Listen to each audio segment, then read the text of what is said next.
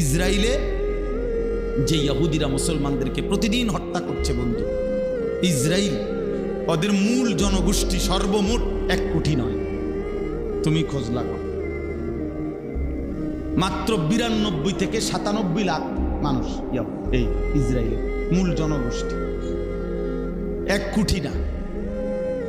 আমাগো বৃহস্পতিবারে সায়দাবাদ যাত্রাবাড়ি ঢাকায় দাঁড়াইয়া তাই মনে হয় 1 কোটি মানুষ।